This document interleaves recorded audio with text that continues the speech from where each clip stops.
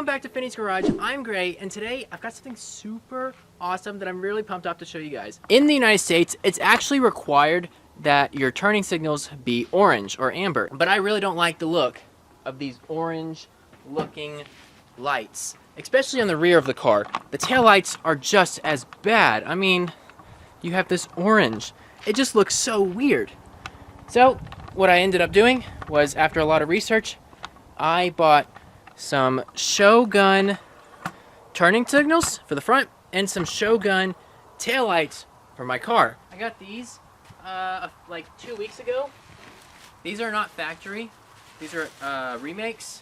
I could not find factory turning signals. You could find like the right side. Like, that's all I found was the right side. I could not find the left side at all, which was so weird.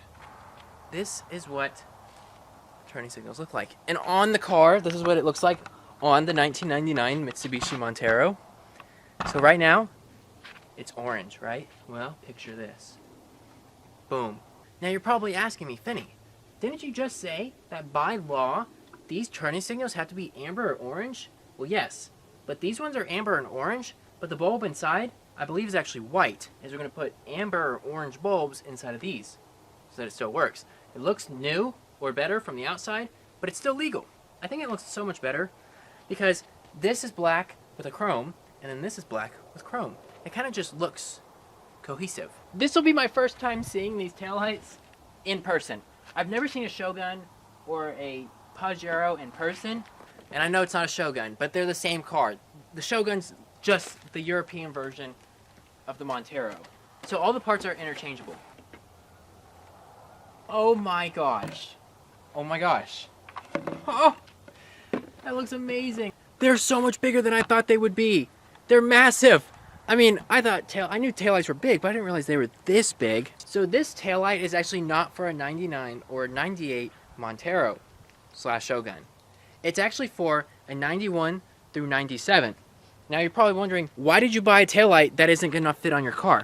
They don't remake taillights for the wide body version because they only made this for a few years, so there's not a whole lot of them out there.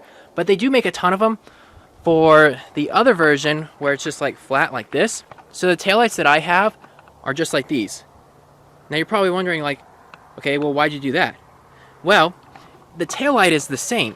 The only thing I have to change out is the frame. So you see how this frame just goes like that, right? Well, on this side of the car, it lines up with the wide body quarter panel. So all I have to do is take the frame off of this taillight and switch it with the frame that's on this taillight. And it's not actually that much work. It's just a few screws, as you can see, 1, 2, 3, 4, 5, 6, 7, and then the frame comes off. We can switch it with the other one, put the old frame on here, put this new frame on the old taillights, and then we can install it on the car. I wanted to give you guys an up-close side-by-side so you can actually see what I'm talking about. See, it's the same taillight, but you see how the frame on that side bends in, but then on my taillight that's on the car, it does not bend in. That's what I mean. So this is meant for a 91 through 97, but the taillight's the same. We just got to change out the frame. So once we do that, it should slide right into place. And we'll have a Shogun / Pajero rear end.